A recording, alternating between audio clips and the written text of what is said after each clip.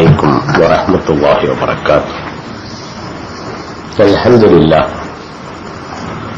نحمده ونستعينه ونستغفره ونتوكل عليه. اللهم صل على محمد وعلى آل محمد كما صليت على آل إبراهيم إنك حميد مجيد. اللهم بارك على محمد وعلى آل محمد كما باركت على آل إبراهيم إنك حميد مجيد. يا أيها الذين آمنوا اتقوا الله حق تقاته ولا تموتن إلا وأنتم مسلمون. أعوذ بالله من الشيطان الرجيم. بسم الله الرحمن الرحيم. أأنتم أشد خلقا أم السماء بناها رفع سمكها فسواها وأغطش ليلها وأخرج ضحاها والأرض بعد ذلك دحاها أخرج منها ماءها ومرعاها والجبال أرساها متاعا لكم ولأنعامكم. ബഹുമാന്യനായ MSM president, ഖത്തറിലെ സഹോദരങ്ങളെ, ഇന്ന് ഈ ഇസ്ലാഹി സെന്ററിന്റെ ആഭിമുഖ്യത്തിൽ ഇങ്ങനെ ഒരു സംസാരം നിങ്ങളുടെ മുമ്പിൽ നിർവഹിക്കാൻ തൗഫീഖ് നൽകിയ അല്ലാഹുവിനെ സ്തുതിക്കുന്നതോടൊപ്പം ഖത്തർ ഇസ്ലാഹി സെന്ററിന് ഞാൻ ഇതൊരുക്കി തന്നതിന് നന്ദി പറയുന്നു. അല്ലാഹു അത് അവർക്കൊരു വലിയ നേട്ടമാക്കി കൊടുക്കട്ടെ എന്ന് പ്രാർത്ഥിക്കുന്നു. നിങ്ങളെല്ലാവരെയും ആദ്യമായി നിങ്ങളുടെ ഈ കൂടിക്കാഴ്ചക്ക് സന്തോഷമറിയിച്ചുകൊണ്ട് ഞാൻ എന്റെ വിഷയത്തിലേക്ക് പ്രവേശിക്കുകയാണ്. ആമുഖം പറഞ്ഞിരിക്കാൻ സന്ദർഭമില്ല, അത് സന്ദർഭം തേടുന്നതല്ല. അതുകൊണ്ട് തന്നെ ഞാൻ നേരെ വിഷയത്തിലേക്ക് പ്രവേശിക്കുന്നു. ആയാത്തുല്ലാഹി ഫിൽ ആഫാഖ്, ചക്രവാളങ്ങളിലെ തെളിവുകൾ എന്നാണ് അതിനർത്ഥം. ഈ മനുഷ്യൻ, ഈ കാണുന്ന മനുഷ്യൻ, ഈ കാണുന്ന പ്രപഞ്ചത്തിലെ മുക്കുമൂലകളിൽ പരതി അന്വേഷിച്ചാൽ ഇതിന്റെ പിന്നിലെ നിർണായക ശക്തിയെ, നിർമ്മിച്ച ശക്തിയെ, നിയന്താവിനെ കണ്ടെത്താൻ മാത്രം തെളിവുകൾ ഇതിനകത്തുണ്ടെന്ന് ബോധ്യപ്പെടും. അതിന് മനുഷ്യൻ കണ്ണു തുറക്കണം. ബാഹ്യമായ കണ്ണു തുറക്കണം, ആന്തരികമായ കണ്ണു തുറക്കണം. പഠിക്കണം, ചിന്തിക്കണം. സ്വാഭാവികമായി അപ്പോൾ താൻ ഇതിന്റെയെല്ലാം പിന്നിലെ നിയന്താ ശക്തിയെ കണ്ടെത്തുകയല്ലാതെ നിർവാഹമില്ല. പിന്നെ കണ്ണടച്ചിരുട്ടാക്കാൻ ശ്രമിച്ചാൽ ആർക്കും ഒന്നും കണ്ടെത്താൻ കഴിയില്ല. പക്ഷേ അടയ്ക്ക കണ്ണിന് പുറത്ത് മുഴുവനും പ്രകാശമാണെന്നത് പലപ്പോഴും ഒരു വൈരുദ്ധ്യോക്തിയായി അനുഭവപ്പെടാറുണ്ട്. ഞാൻ നേരെ ഓതിവെച്ച ആയത്തിലേക്ക് വരട്ടെ. അന്തും അശദ്ദു ഖൽഖൻ, നിങ്ങളാണോ അതിസങ്കീർണ സൃഷ്ടികൾ? അമിസ്സമാഉ, അതോ ആകാശമോ? ബനാഹ, അതവനാണല്ലോ ഉണ്ടാക്കിയത്. റഫഅ സംകഹ, അതിന്റെ ഉയരം അവൻ ഒരുപാട് ഉണ്ടാക്കി. വസവ്വാഹ, എന്നിട്ട് അതിനെ സന്തുലിതപ്പെടുത്തി. വഅഗ്തശ ലൈലഹ വഅഖ്റജ ളുഹാഹ, എന്നിട്ട് അവൻ ഈ ഭൂമിയിലെ പകലിനെ പ്രകാശമാനമാക്കി ഇരുട്ടിനെ മറച്ചുവെച്ചു കളഞ്ഞു, രാത്രിയെ മറച്ചുവെച്ചു കളഞ്ഞു. വൽ അർള ബഅദ ദാലിക ദഹഹ, അതിനെല്ലാം ശേഷം ഈ ഭൂമിയെ അവൻ ഉരുട്ടിവിട്ടു. അഖ്റജ മിൻഹ മാഅഹ വമർആഹ, എന്നിട്ട് അവൻ ഈ ഭൂമിയിൽ നിന്ന് വെള്ളവും പുൽച്ചെടികളും പുറത്തേക്ക് കൊണ്ടുവന്നു. മഥാലക്കും വലിയ അൻആമിക്കും, അത് നിങ്ങൾക്ക് തിന്നാനും നിങ്ങളുടെ കാലികൾക്ക് തിന്നാനുമാണ്. ഇരിക്കട്ടെ, ഈ പറഞ്ഞ കാര്യങ്ങളെ സംബന്ധിച്ച് നമുക്കൊന്ന് ചിന്തിച്ചു നോക്കാം. മനുഷ്യനെന്ന ഈ അത്ഭുത ജീവിയെ സംബന്ധിച്ചിടത്തോളം അതിസങ്കീർണ സൃഷ്ടി എന്നാണ് അറിയപ്പെടാറുള്ളത്. മനുഷ്യന്റെ ഓരോ സെല്ലുകളിലും നടക്കുന്ന പ്രവർത്തനം ഏറ്റവും ചുരുങ്ങിയത് ആധുനിക യുഗത്തിൽ ഒരു 10 ഏക്കർ സ്ഥലത്തെങ്കിലും ഫാക്ടറി സ്ഥാപിച്ച് ഒരു 100 മനുഷ്യന്മാർ അവിടെ ജോലി ചെയ്ത് നിർമ്മിക്കുന്ന വസ്തുക്കൾ എത്ര ഉണ്ടാകുമോ അതാണ് ഒരു സെല്ലിന്റെ പ്രവർത്തനമെന്ന് ഏകദേശമായി കണക്കാക്കാം. അവിടുത്തെ RNAയും DNA ചേർന്ന ആ മോളിക്യൂളുകളും അതിനെ നിയന്ത്രിക്കുന്ന ഓഫീസായ ന്യൂക്ലിയറും കൂടി ചേർന്നാൽ ഒരു ഉഗ്രൻ ഫാക്ടറിയാണ്. അവിടെ കൽപ്പന നൽകാൻ അതിലെ ന്യൂക്ലിയറാണ്. അത് ഓട്ടോമാറ്റിക് ഫീഡിംഗ് ആണ്. അതേതെങ്കിലും ഒരു തരത്തിൽ സിഗ്നൽ സന്ദേശങ്ങൾ അയച്ചുകൊണ്ടിരിക്കും അതിലെ ഓരോ ഘടക ഫാക്ടറികളായ RNA DNA മോളിക്യൂളുകളിലേക്ക്. അപ്പൊ അവിടെ നിന്നൊക്കെ അവ ഓരോന്നും ഏതാണോ പ്രവർത്തിക്കേണ്ടത് അതങ്ങനെ പ്രവർത്തിച്ചുകൊണ്ടിരിക്കും. ഒരു സൂചിത്തലപ്പ് വീഴാൻ മാത്രം വലിപ്പമില്ലാത്ത ഒരു സെല്ലിനെ പറ്റിയാണ് ഈ പറയുന്നത്. അങ്ങനെ മനുഷ്യ ശരീരത്തിൽ മുഴുവനും സെല്ലുകൾ, അതിൽ നിന്ന് അത്ഭുതകരമായ പ്രവർത്തനശേഷിയുള്ള തലച്ചോറിലെ സെല്ലുകൾ. തലച്ചോറെന്ന കമ്പ്യൂട്ടറിനെ സംബന്ധിച്ച്, മാസ്റ്റർ കമ്പ്യൂട്ടറിനെ സംബന്ധിച്ച് ചിന്തിക്കും തോറും മനുഷ്യന് മനസ്സിലാകാതെ വരുന്നു എന്നാണ് അത്യാധുനിക വിജ്ഞാനം വെളിപ്പെടുത്തുന്നത്. എത്ര പഠിക്കുന്നുവോ അത്രയും തലച്ചോറിനെ സംബന്ധിച്ച് മനുഷ്യൻ അറിവാവുന്നില്ല എന്നാണ്. പഠിക്കുന്തോറും അജ്ഞത വെളിപ്പെടുന്നു എന്ന് സാധാരണ പറയാറുണ്ടല്ലോ. അത്രമാത്രം സങ്കീർണമായ ഈ മനുഷ്യനെ എടുത്തു വെച്ചിട്ടാണ് ചോദിക്കുന്നത്, അന്തും അശദ്ദു ഖൽഖൻ, നിങ്ങളാണോ അതിസങ്കീർണ സൃഷ്ടികൾ, അമിസമാവും അതോ ആകാശമോ? ഇരിക്കട്ടെ, അതിനെപ്പറ്റി നിങ്ങൾ എങ്ങനെ ചിന്തിച്ചു നോക്കും. ഇനി ഞാനിവിടെ പറഞ്ഞു വരുന്നത് ആകാശം സൃഷ്ടിയിലെ ഒരു പ്രത്യേക ഭാഗമാണ് അല്ലാഹു സുബ്ഹാനഹു വ തആല എടുത്തുവെച്ചത്. നമ്മൾ ഇപ്പോൾ ചിന്തിച്ചുകൊണ്ടിരിക്കുന്നത് ആഫാഖിലെ അഥവാ ചക്രവാളങ്ങളിലെ തെളിവുകളാണല്ലോ. എന്തൊരു തെളിവുകൾ? അതോ ഇവയ്ക്ക് പിന്നിലെ സൃഷ്ടാവിനെ, നിയന്താവിനെ കണ്ടെത്താനുള്ള തെളിവുകൾ. അത് ഓരോന്നിലുമുണ്ട്. അതാണ് പറഞ്ഞുകൊണ്ടിരിക്കുന്നത്. അതിനിവിടെ എടുത്തിരിക്കുന്നത് നിങ്ങളെന്ന മനുഷ്യ വിഭാഗത്തെപ്പറ്റി നിങ്ങൾക്ക് വേണമെങ്കിൽ ചിന്തിക്കാം. നിങ്ങൾ അതിസങ്കീർണ സൃഷ്ടികളാണ്. പക്ഷേ അതല്ല ഇവിടെ നാം വിശദീകരിക്കുന്നത് എന്നാണ് അല്ല പറയുന്നത്. അതവിടെ പറഞ്ഞു വിട്ടു, നിങ്ങൾക്ക് ചിന്തിക്കാനായി വിട്ടു തന്നുകൊണ്ട് അതിനേക്കാൾ സങ്കീർണമായ മറ്റൊന്നുണ്ട്. അതാണ് ആകാശം എന്ന് പറഞ്ഞുകൊണ്ടാണ് തുടങ്ങുന്നത്. ആമിസമാവ് ബലാഹ, അത് അവനാണല്ലോ ഉണ്ടാക്കിയത്. ആകാശം ഉണ്ടാക്കിയ, ആകാശത്തിന് രൂപകൽപ്പന നൽകിയ, ആകാശത്തിലെ സങ്കീർണമായ ചലനങ്ങളെ നിയന്ത്രിച്ചുകൊണ്ടിരിക്കുന്ന ആ സംവിധാനങ്ങളെ സംബന്ധിച്ചല്ല ഇവിടെ പറയുന്നത്. ഒരൊറ്റെണ്ണം മാത്രം. കോടാനകോടി സങ്കീർണതകളുള്ള നിയന്ത്രണങ്ങൾ നടന്നുകൊണ്ടിരിക്കുന്ന, ചലനങ്ങൾ പരിമിതപ്പെടുത്തിക്കൊണ്ടിരിക്കുന്ന അല്ലെങ്കിൽ വ്യവസ്ഥാപിതമാക്കിക്കൊണ്ടിരിക്കുന്ന ആകാശത്തിലെ ഒരൊറ്റ ചെറിയ കാര്യം മാത്രം അല്ലാഹു എടുത്തു പറയുന്നു. എന്താ? റഫഅ സംകഹ ഫസവ്വാഹ വഅഗ്തശ ലൈലഹ വഅഖ്റജ ളുഹാഹ.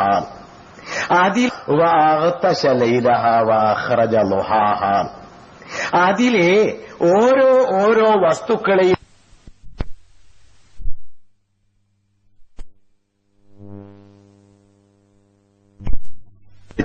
എന്നിട്ട് ഉയരം ഒരു പ്രത്യേക രൂപത്തിൽ സന്തുലിതപ്പെടുത്തി. റഫഅ സംകഹ ഫസവ്വാഹ. സവ്വ എന്ന് പറഞ്ഞാൽ തസ്വിയത്ത്, സന്തുലനം, സന്തുലിതപ്പെടുത്തി. അപ്പൊ ഉയരം ക്രമീകരിച്ച് സന്തുലിതപ്പെടുത്തി. എങ്ങനെ? അഗ്തശ ലൈലഹ വഅഖ്റജ ളുഹാഹ. അത് തന്നെ. ആ രൂപത്തിൽ നിന്ന് അതിലെ പകലിനെ നാം രാത്രിയെ നാം മറച്ചു വെച്ചു കളഞ്ഞു, ഇരുട്ടാക്കി കളഞ്ഞു എന്നർത്ഥം. പകലിനെയോ പകലിനെ പ്രോജ്വലിപ്പിച്ചു, പ്രകാശമാനമാക്കി. ആകട്ടെ രാത്രി എന്ന് പറഞ്ഞാൽ എന്താണ്?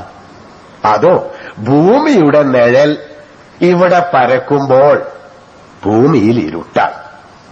അതെന്തേ ഭൂമിയിൽ ഇരുട്ടാവാൻ കാരണം? രാപ്പകലുകൾ ഉണ്ടാകാൻ കാരണം എന്താണ്? ഭൂമിയുടെ കറക്കം അതാർക്കാണ് അറിഞ്ഞുകൂടാത്തത്? ആവട്ടെ, ചോദിച്ചു കൊള്ളട്ടെ, ഈ 2 ലൈറ്റുകൾ, എന്റെ പിന്നിൽ ഇതുപോലുള്ള 2 ലൈറ്റുകൾ, വശങ്ങളിലും ഇതുപോലെ ലൈറ്റുകൾ, ഞാൻ എങ്ങോട്ട് എത്ര കറങ്ങിയാലും തിരിഞ്ഞാലും എന്റെ ശരീരത്തിലെ എല്ലായിടവും വെളിച്ചം വീഴില്ലേ? ഏത് തരത്തിൽ ഞാൻ കറങ്ങുകയോ തിരിയുകയോ ചെയ്താലും വെളിച്ചം വീഴില്ലേ? അങ്ങനെ സൂര്യന് ചുറ്റും, അല്ല ഭൂമിക്ക് ചുറ്റും ഒരുപാട് സൂര്യന്മാരെ ഇങ്ങനെ അടുത്തടുത്ത് കൊണ്ടുവന്നാൽ ഭൂമി എങ്ങോട്ട് കറങ്ങിയിട്ടെന്താ? അവിടെയെല്ലാം പകലായിരിക്കില്ലേ? ഇപ്പൊ രാത്രി ഉണ്ടാകുമോ? ഉണ്ടാവില്ല. പിന്നെന്തേ രാത്രി ഉണ്ടാവാൻ കാരണം? അതൊരു പുതുമയാണ്. വായത്തുല്ലഹും അല്ലയിലും നസ്ലഹു മിൻഹു നഹാറ ഫൈദാഹും മുസ്ലിമൂൻ. അവർക്ക് കണ്ടില്ലേ ഒരു തെളിവ്? ആയാത്തുല്ലാഹി നമ്മൾ പറഞ്ഞില്ലേ, ഒരു തെളിവ് ആയത്ത്. വായത്തുല്ലഹും മനുഷ്യർക്ക് കണ്ടില്ലേ ഒരു തെളിവ്? അല്ലയിലും രാത്രിയാണ് ആ തെളിവ്. നസ്ലഹു മിൻഹു നഹാറ, അതിൽ നിന്നും നാം പകൽ വെളിച്ചത്തെ അങ്ങ് മാച്ചു കളയും. അപ്പോൾ ഫൈദാഹും മുസ്ലിമൂൻ, അവരതാ ഇരുട്ടത്താവുന്നു, അഥവാ അവർക്ക് രാത്രി എത്തുന്നു എന്നാണ്. എന്തേ അതിന് കാരണം? എന്താ അങ്ങനെ ഒരു തെളിവാണ് എന്ന് പറയാൻ കാരണം? രാത്രി തെളിവാണ്. ബുദ്ധിയുള്ള മനുഷ്യർക്ക്, മനുഷ്യനാണല്ലോ ചിന്തിക്കാൻ കഴിവുള്ളവൻ, ചിന്തിക്കാൻ കഴിവുള്ളവന് രാത്രി എന്നത് അള്ളാഹുവിന്റെ സൃഷ്ടിപ്പിന് അഥവാ സൃഷ്ടിപ്പിന്റെ പിന്നിൽ ഒരു യുക്തിയുള്ളവന് ഉണ്ട് എന്നതിന് തെളിവാണ് എന്നാണ് പറയുന്നത്. എന്താണ് ആ പറഞ്ഞതിന്റെ അർത്ഥം? അതോ അത് ഞാൻ നേരത്തെ പറഞ്ഞു തന്നെ, ഭൂമി കറങ്ങിയാൽ രാത്രിയും പകലും ഉണ്ടാവില്ല, വെളിച്ചവും ഇരുട്ടും ഉണ്ടാവില്ല, പിന്നെ ചിലതുകൂടി വേണം. അതെങ്ങനെയെന്ന് ചോദിച്ചാൽ, ഈ ഒരൊറ്റ ലൈറ്റ് ഇവിടെ നിർത്തി വെക്കുക, ബാക്കിയെല്ലാം ഓഫാക്കുക. എന്നിട്ട് ഞാൻ ഇങ്ങനെ നിന്നാൽ എന്റെ പെരടി ഇരുട്ടിലാണ്, ഞാൻ ഇങ്ങനെ തിരിഞ്ഞു വന്നാൽ പെരടി വെളിച്ചത്താണ്, മുഖം ഇരുട്ടിലാകും. അതുപോലെ ആകാശത്ത് ഈ ആകാശഗംഗ എന്നോ ക്ഷീരപഥമെന്നോ എന്നൊക്കെ പറയുന്ന മിൽക്കി വേ എന്ന് ഇംഗ്ലീഷിൽ പറയുന്ന നക്ഷത്ര, എന്താ ഞാൻ പറയുന്ന നക്ഷത്ര ഗ്രാമം എന്ന് പറയട്ടെ, പച്ച മലയാളം അങ്ങനെയാ, നക്ഷത്ര ഗ്രാമം. അവിടെ 100 നക്ഷത്രങ്ങൾ അല്ലെങ്കിൽ 1000 നക്ഷത്രങ്ങൾ ഒരുമിച്ച് കൂടിക്കിടക്കുന്നു. അതുകൊണ്ട് അവിടത്തെ വെളിച്ചം പ്രോജ്വലിച്ച് നിൽക്കുന്ന ആ ഭാഗത്തേക്ക് നോക്കിയാൽ പാലു ചിന്തിയ പോലെ ഇരിക്കും. അതുകൊണ്ടാണ് അതിന് ക്ഷീരപഥം അഥവാ മിൽക്കി വേ എന്നൊക്കെ പേര് വരാൻ കാരണം. അപ്പൊ നക്ഷത്ര കുടുംബം ഒന്നാകെ കൂട്ടമായി ഒരിടത്ത് കൂടി ഒരുമിച്ച് കൂടി നിൽക്കുന്നു. അവ തമ്മിലുള്ള അകലം എത്രയായിരിക്കാം? അതോ അത് മണിക്കൂറുകൾ, മണിക്കൂർ, minute, second, micro second, mini second, mini micro second എന്നിങ്ങനെ അകലം, അങ്ങനെയാണല്ലോ പറയാറുള്ളത്. ഒക്കെ ഞാൻ പറഞ്ഞ് ഉദ്ദേശിക്കുന്നത് ലൈറ്റ് ഇയർ ആണ്, അല്ലെങ്കിൽ ലൈറ്റിന്റെ സമയത്തെ ഉദ്ദേശിച്ചാണ്. അങ്ങനെയൊക്കെയാണ് ആ നക്ഷത്രങ്ങൾ പരസ്പരം ഉള്ള അകലം. എന്നാൽ അവയിൽ നിന്ന് ഒരൊറ്റ നക്ഷത്രം ഇങ്ങ് അകന്നു പോന്നു, അതാണ് സൂര്യൻ. അഥവാ സൂര്യൻ ഒരു നക്ഷത്രമാകുന്നു. അല്ല, മറ്റൊരു ഭാഷയിൽ പറഞ്ഞാൽ ഇക്കാണുന്ന നക്ഷത്രങ്ങളെല്ലാം സൂര്യന്മാരാകുന്നു. എന്നിട്ട് ഒരൊറ്റ നക്ഷത്രം മാത്രം ഇങ്ങ് അകലെ പോന്നു. എത്ര അകലെ? 4 വർഷം അകലെ, 4 ലൈറ്റ് ഇയർ അകലെ. എവിടെ? നക്ഷത്രത്തിന്റെ ആ ഒരുമിച്ച് കൂടി കിടക്കുന്ന പ്രദേശത്ത് നിന്ന്, അല്ലെങ്കിൽ നക്ഷത്ര ഗ്രാമത്തിൽ നിന്ന് ഒരൊറ്റ സൂര്യൻ എന്ന നക്ഷത്രം മാത്രം ബഹുദൂരം അകലെ പോന്നു. എത്രയെന്നറിയാമോ? 4 വർഷം അകലം, 4 പ്രകാശ വർഷം അകലം. ഞാൻ ഈ വർഷം, മിനിറ്റ്, സെക്കൻഡ് എന്നൊക്കെ ഇതിനെപ്പറ്റി പറയുമ്പോൾ പ്രകാശത്തിന്റേതാണ് പറയുന്നത്. അത് പിന്നെ ഞാൻ എപ്പോഴും ആവർത്തിക്കില്ല. അപ്പോ 4 വർഷം അകലെ പോന്നു ഈ ഒരൊറ്റ നക്ഷത്രം മാത്രം. എന്തേ അത്? അത് അങ്ങനെ തെറ്റിത്തെറിച്ച് തമ്മിൽ കൂട്ടിമുട്ടി തമ്മിൽ ആകർഷിച്ച് തമ്മിൽ വികർഷിച്ച് അങ്ങനെ അങ്ങും ഇങ്ങും അങ്ങ് വന്ന് ആകസ്മികമായി വന്ന് പെട്ട് ദൂരത്തൊറിച്ചു പോയി. അങ്ങനെയൊക്കെയല്ലേ ഒരിത്തിരി കല്ല് വാരി അവിടെ എറിഞ്ഞു നോക്കൂ, കുറെ അവിടെ കൂടി നിൽക്കുന്നുണ്ടാവും, ചിലത് ബഹുദൂരം അകന്നു പോയിട്ടുണ്ടാകാം. അങ്ങനെ പണ്ടൊരു ബിഗ് ബാങ് അങ്ങുണ്ടായപ്പോൾ, അങ്ങനെയാണല്ലോ ഈ പ്രപഞ്ചം ഉണ്ടായതിന്റെ തത്വശാസ്ത്രം, ഒരു ബിഗ് ബാങ് അങ്ങുണ്ടായപ്പോൾ ചിതറിയത് വീണ്ടും അകന്നു, ചിലതൊക്കെ ആകർഷിച്ചു, ചിലതൊക്കെ വികർഷിച്ചു, ചിലതൊക്കെ കൂട്ടിമുട്ടി ഈ ചലനങ്ങൾക്കിടയിൽ മുട്ടിത്തെറിച്ചു പോയി, അങ്ങനെ ഉരുണ്ടുപോയി മറിഞ്ഞുപോയി. അങ്ങനെ ആകസ്മികമായി ഒരൊറ്റ നക്ഷത്രം മാത്രം അങ്ങ് നക്ഷത്ര സമൂഹത്തിൽ നിന്ന്, നക്ഷത്ര കുടുംബത്തിൽ നിന്ന് ഇത്ര അകലെ പോന്നു. എത്ര അകലെ പോന്നു? 4 വർഷം. മറ്റൊരു തമാശ, ഈ സൂര്യനും ഭൂമിയും തമ്മിലുള്ള അകലം ഏകദേശം 6 മിനിറ്റ് എന്ന് നമുക്ക് കണക്കാക്കാം. അങ്ങനാട്ടെ, 6 ചില്ലറ മിനിറ്റ് എന്ന് നമുക്ക് കണക്കാക്കാം. അതിനങ്ങോട്ടുള്ള ഭൂമിയുടെ ഏറ്റവും അടുത്ത സൂര്യന്, അതിനപ്പുറത്തുള്ള ഭൂമിയിലേക്ക് ഏറ്റവും അടുത്ത സൂര്യൻ എത്ര അകലെയുണ്ട്? അതോ അത് ഈ സൂര്യനിൽ നിന്ന് 4 വർഷം.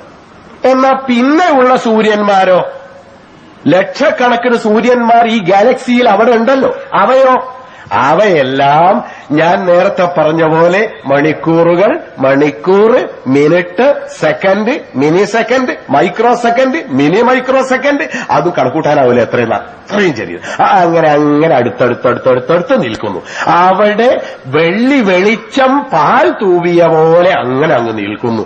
ഈ ഒരെണ്ണം മാത്രം ഇങ്ങും അകന്നു പോരുകയും ചെയ്തു. എന്തുകൊണ്ട്?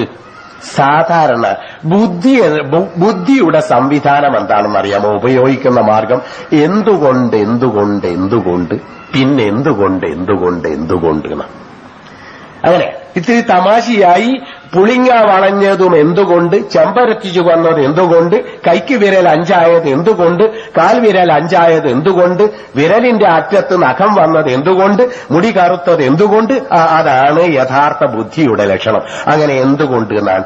ഇടത് ചുമലിൽ ഒരു ബുദ്ധിസഞ്ചിയും തൂക്കി ഞങ്ങളുടെ കേരളത്തിലൊക്കെ ഒരു പ്രത്യേക ജീവികളെ കാണാം, ഊശാന്താടിയുമായി. അവർ ചിന്തിക്കുന്ന രൂപം അങ്ങനെയാണ്. അവരാണ് അവിടുത്തെ ഏറ്റവും വലിയ ബുദ്ധിമാന്മാർ. അവരൊക്കെ ചിന്തിക്കാൻ അങ്ങനെ എന്തുകൊണ്ട്. എന്നാൽ ഇവിടെയും അവര് പഠിപ്പിച്ചു തന്നതാണല്ലോ യഥാർത്ഥത്തിൽ ബുദ്ധിയുടെ രൂപമായി നമ്മളും കണക്കാക്കേണ്ടത്. നമ്മുടെ ബുദ്ധിയുടെ വാക്താക്കളല്ല, അവരാണ് ബുദ്ധിയുടെ വാക്താക്കൾ. അപ്പൊ അവര് പറയുന്നു എല്ലാറ്റിനെ പറ്റിയും എന്തുകൊണ്ട് എന്ന് ചോദിക്കണം.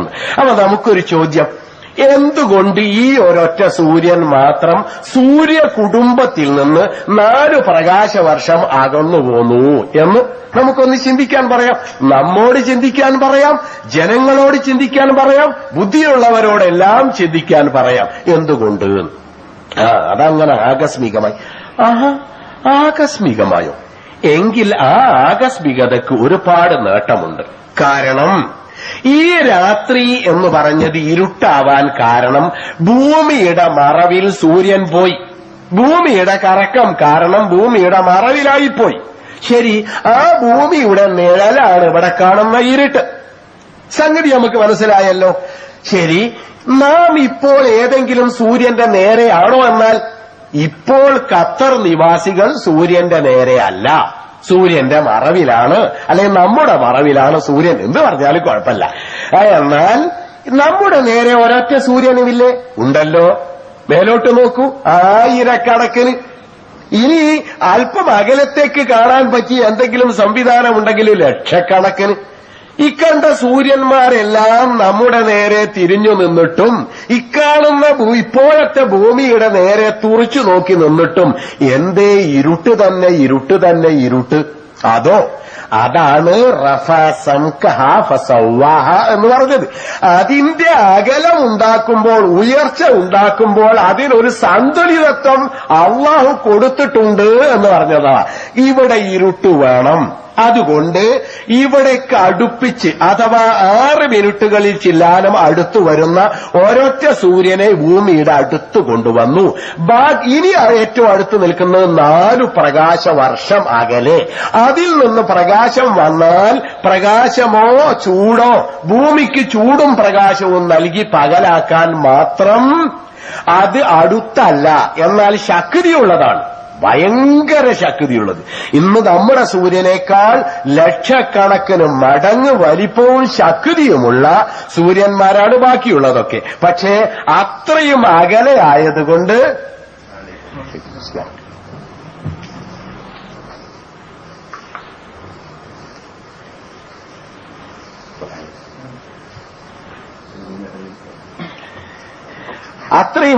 ആയതുകൊണ്ട് നമ്മുടെ ഭൂമിയെ വെളുപ്പിക്കാനോ ചൂട് നൽകാനോ സാധ്യമല്ല. അത്രയും അകലെയാണ്.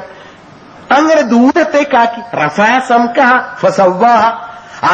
അതിന് ഉയർച്ചയുണ്ടാക്കി, അതിനൊരു സന്തുലിതത്വം കൊടുത്തു. അതല്ല വേറെ ഏതെങ്കിലും ഒരു നക്ഷത്രവും ഇതുപോലെ അടുത്തുണ്ട്, ഇന്ന് കാണുന്ന ഏതെങ്കിലും ഒരു നക്ഷത്രം, അത് സൂര്യനാണല്ലോ, അത് അടുത്തുണ്ടെങ്കിൽ ഇപ്പോഴും പകലായിരിക്കും. അപ്പോൾ സൂര്യനെയും മറ്റു സൂര്യന്മാരെയും ഈ അകലം ക്രമീകരിച്ചതിനാൽ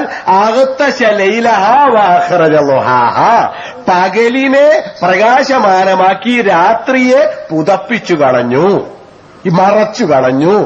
അങ്ങനെ രാത്രിയെ മറപ്പിച്ചു കളഞ്ഞു, പകലിനെ പ്രകാശമാനമാക്കി. ഈ ഒരൊറ്റ സൂര്യനെ മാത്രം നോക്കിയാൽ മതി. കാരണം മറ്റുള്ള സൂര്യന്മാരെല്ലാം അത്ര അകലത്ത് കൊണ്ടുപോയി നിർത്തിയിരിക്കുന്നു. അത് വെറും ആകസ്മികമോ? അങ്ങനെ നമുക്ക് ഇരുട്ട് വേണം അല്ല, എന്നും പകലാണെങ്കിൽ എന്തുവരും? ഈ ഭൂമി ഊഷര ഭൂമിയായി തപിച്ചു നിൽക്കുന്ന രൂപത്തിൽ, തിളച്ചു പറയുന്ന രൂപത്തിൽ ചൂടുള്ള ഒരു ഭൂമിയായി മാറും. രാത്രി മാത്രമാണെങ്കിലോ ഇത് ഞാൻ പറയണ്ട, ഇതെല്ലാം ഒരു ഐസ് കട്ട പോലെയായി മാറും ഇക്കണ്ട ഭൂമി മുഴുവനും. അപ്പോൾ രാത്രിയും വേണം പകലും വേണം. ആ രാത്രിയും പകലും ഉണ്ടാവാൻ കാരണം ഈ ഒരൊറ്റ സൂര്യനെ മാത്രം അടുത്തു കൊണ്ടുവരികയും മറ്റുള്ളതിനെ അത്ര അകലേക്ക് കൊണ്ടുപോവുകയും ചെയ്തതുകൊണ്ടാണ്. അതാണ് അവർ പറയുന്നത് സങ്കീർണത. നിങ്ങൾ ശ്രദ്ധിച്ചുവോ? നിങ്ങളാകുന്ന സങ്കീർണ ജീവികൾ, നിങ്ങളാകുന്ന സങ്കീർണമായ കമ്പ്യൂട്ടർ ഉള്ള ജീവികൾ, നിങ്ങൾക്ക് ചിന്തിച്ചുകൂടെ അതിസങ്കീർണമായി? എന്നാൽ നിങ്ങൾ പറയൂ, ഈ ആകാശത്ത് ഇക്കാണുന്ന സൂര്യന്മാർക്കിടയിൽ ഒരൊറ്റ സൂര്യനെ മാത്രം ആ കുടുംബത്തിൽ നിന്ന് അകറ്റി ഭൂമിയുടെ ഇത്രയും അടുത്തു കൊണ്ടുവരികയും മറ്റുള്ളതിനെല്ലാം ഇതിനേക്കാൾ പ്രകാശവും ചൂടും ഉണ്ടായിട്ടും അവക്ക് ഭൂമിയെ ചൂടാക്കാനോ ഭൂമിക്ക് വെളിച്ചം നൽകാനോ പറ്റാത്ത വിധത്തിൽ അകലെയാക്കി മാറ്റുകയും ചെയ്തു എന്ന് മാത്രമല്ല, അതില്ലായിരുന്നുവെങ്കിൽ ഈ ഭൂമി ഇരുട്ടായാലും വെളിച്ചം, ഇരുട്ട് മാത്രമായാലും വെളിച്ചം മാത്രമായാലും ഇതങ്ങനെ തന്നെ നശിച്ചു പോകുമായിരുന്നു. അതിൽ നിന്നും രക്ഷപ്പെടുത്തിയെടുത്ത ഒരു രക്ഷകനില്ലേ? റബ്ബ്, ഒരു സൃഷ്ടാവില്ലേ? ഒരു പ്ലാൻ, ഒരു ഹിക്മത്തോടു കൂടി സൃഷ്ടിച്ചവനില്ലേ? പ്ലാൻ എന്നത് ബോധപൂർവ്വം ഒഴിവാക്കിയതാ. പ്ലാൻ എന്ന് പറയുമ്പോൾ നമ്മുടെ ഒരു എഞ്ചിനീയറെയോ അങ്ങനെ എന്തോ ഒരു ഭാവനയിൽ വരും, മുൻകൂട്ടി ഒന്നിങ്ങനെ ആസൂത്രണം ചെയ്യലൊക്കെ. അത് ഞാൻ പ്രയോഗിക്കുന്നില്ല. അള്ളാഹുവിന്റെ മുൻകൂട്ടി പിൻകൂട്ടി എന്നീ വിവരണങ്ങൾ പാടില്ലാത്തത് കൊണ്ട് ഞാൻ ഹിക്മത്തുള്ളത് എന്ന് മാത്രം പറയട്ടെ. ഹിക്മത്തുള്ള ഒരു സൃഷ്ടിയായി മാറിയിട്ടില്ലേ ഇത്? ശരി, ഇനി ഒരെണ്ണം ഇങ്ങനെ ചിന്തിച്ചു നോക്കൂ. ഇന്ന് കാണുന്ന അകലത്തേക്കാൾ സൂര്യൻ അല്പം കൂടുതൽ അടുത്തു വന്നാൽ എന്തു സംഭവിക്കും? ഇന്നുള്ള അകലം, നമ്മളത് പറയുന്ന ആകസ്മികമായി ഈ അകലത്ത് വന്നു നിന്നു എന്നാണല്ലോ നമുക്ക് പറയാനുള്ള ഒരു ചിന്ത. അല്ലെങ്കിൽ ആരോ ഒരാൾ യുക്തിപൂർവ്വം ഇതിങ്ങനെ സംവിധാനിച്ചു, ഇതിന്റെ അകലമൊക്കെ നിർണയിച്ചു എന്നാണല്ലോ പറയാനുള്ളത്. രണ്ടിലൊന്ന്. എന്നാൽ ആകസ്മികമാണ് എങ്കിൽ ഇതൊരൽപ്പം കൂടി അടുത്തു വന്നാൽ എന്തു സംഭവിക്കുമായിരുന്നു? പലപ്പോഴും നമ്മുടെ ചിന്തക്ക് അപ്പുറമാണ് സംഭവിക്കാൻ പോകുന്നത്. എന്താണെന്നോ, ഭൂമിയുടെ കരയിലെ ഭാഗം 2/3 വെള്ളത്തിൽ മുങ്ങിപ്പോകും. അത്ര കണ്ട് സമുദ്രജലം ഉയരും. എത്ര ഉയരാം? 8 മീറ്റർ മുതൽ ഒരു പക്ഷേ 18 മീറ്റർ വരെ ഉയർന്നേക്കാം കടൽ ജലം. സമുദ്രജലം 18 മീറ്റർ അല്ലെങ്കിൽ 8 മീറ്റർ എന്ന് ഉയർന്നാൽ ഖത്തറിന്റെ ഈ വലിയ വലിയ ഉത്തുംഗ ബിൽഡിങ്ങുകൾ അവിടെ എത്തുമല്ലോ, പറയേണ്ടതില്ലല്ലോ അല്ലെ? അങ്ങനെ അങ്ങ് പോയാൽ ഭൂമിയിലെ കരഭാഗം 2/3 വെള്ളത്തിൽ മുങ്ങും. 1/3 ബാക്കി ഉണ്ടാവുള്ളൂ. അതെന്താ? അതോ ഈ കാണുന്ന ഈ പ്രദേശത്ത് കാണുന്ന മഞ്ഞെല്ലാം ദക്ഷിണ ധ്രുവത്തിലെ മഞ്ഞ് എന്ന് പറയണ്ട, അതല്ലാത്തടത്ത് തന്നെ മഞ്ഞുണ്ടല്ലോ, അവയെല്ലാം ഉരുകി അങ്ങ് സമുദ്രത്തിലേക്ക് അങ്ങ് വരും.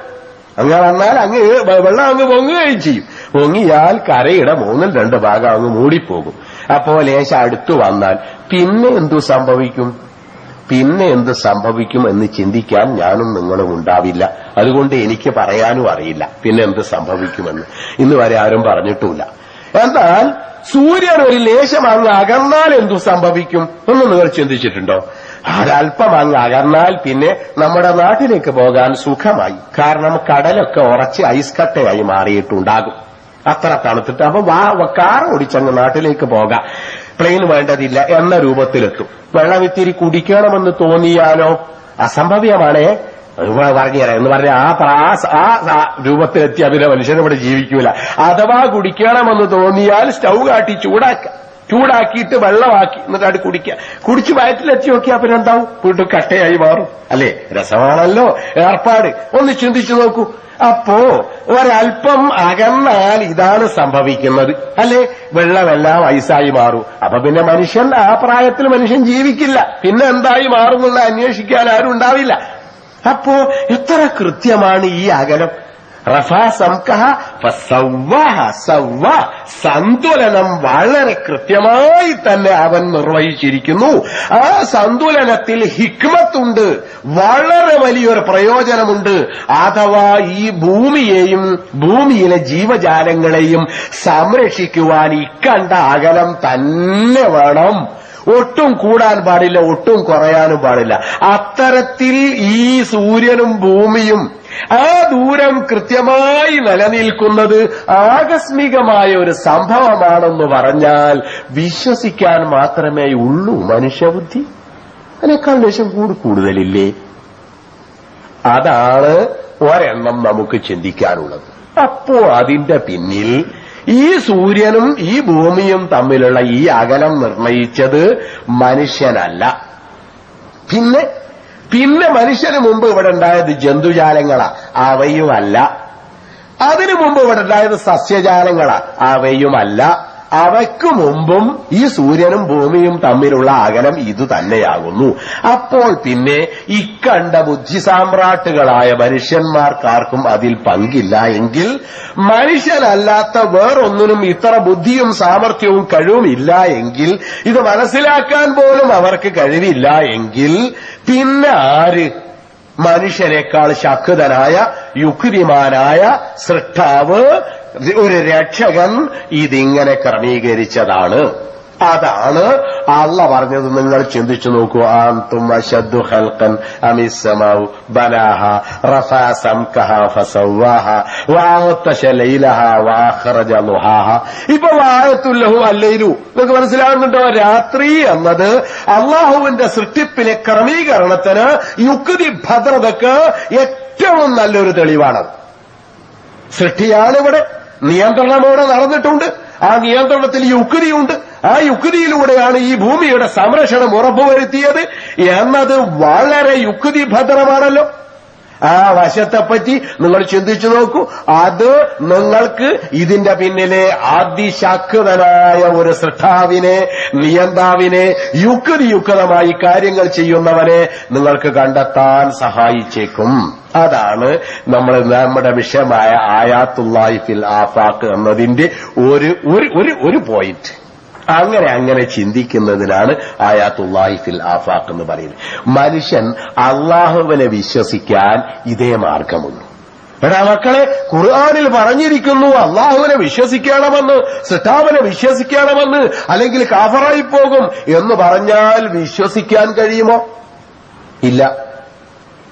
മാതാപിതാക്കളോ നാട്ടുകാരണവന്മാരോ വടിയെടുത്ത് ശിക്ഷക്ക് ഒരുങ്ങിക്കൊണ്ട് ഭീകരമായ കണ്ണും തുറച്ചുകൊണ്ട് നമ്മോട് പറഞ്ഞു ഈ വിശ്വസിച്ചില്ലെങ്കിൽ കൊല്ലുവടാ തന്നെ ഞാൻ എന്ന് പറഞ്ഞാൽ വിശ്വസിച്ചു എന്ന് പറയാനല്ലേ കഴിയുള്ളൂ. വിശ്വസിക്കാൻ കഴിയുമോ? പിന്നെ വിശ്വാസം എങ്ങനെ ഉണ്ടാവണം? ഇങ്ങനെ മനുഷ്യൻ പഠിക്കുക. പഠനത്തിൽ നിന്ന് മനുഷ്യന്റെ പഠനം സ്വന്തം ജ്ഞാനമാക്കി മാറ്റുക. ജ്ഞാനം എന്ന് പറഞ്ഞാൽ ഞാൻ ഉദ്ദേശിക്കുന്നത് വിസ്ഡം എന്ന് തന്നെ. ജ്ഞാനമാക്കി മാറ്റുക. ആ ജ്ഞാനത്തിൽ നിന്ന് ചിന്ത വരും. ആ ചിന്തയിൽ നിന്ന് മനുഷ്യന്റെ മനസ്സിൽ ഒരു യഖീൻ വരും. യഖീൻ, ദൃഢത. ആ ദൃഢതയാണ് വിശ്വാസത്തിന്റെ ആദി വസ്തു, റോ മെറ്റീരിയൽ. അതാണ് പിന്നെ വിശ്വാസമായി മാറുന്നത്. ആ യഖീൻ അഥവാ ദൃഢത, അതാണ് മനുഷ്യന് പറിച്ചെറിയാൻ കഴിയാത്ത തരത്തിൽ മനസ്സിൽ ആണ്ടു വളർന്നു വരുന്ന വിശ്വാസം എന്ന് പറയുന്നത് അതാണ്. അപ്പോൾ ഇരുട്ടിന്റെ ഭാഗങ്ങളിലെല്ലാം പ്രകാശം വരുന്നത് കാണാം. എന്തേ ഇതിങ്ങനെയൊക്കെ ആയത് എന്ന് ചിന്തിക്കുന്ന മനുഷ്യന് അപ്രാപ്യമായ എന്തോ ഒരു വെളിച്ചം ഇവിടെ കണ്ടെത്താൻ കഴിയും. നിങ്ങൾ കേട്ടിട്ടുണ്ടോ, അൺനോൺ സൊസൈറ്റി എന്ന ഒരു ഇന്റർനാഷണൽ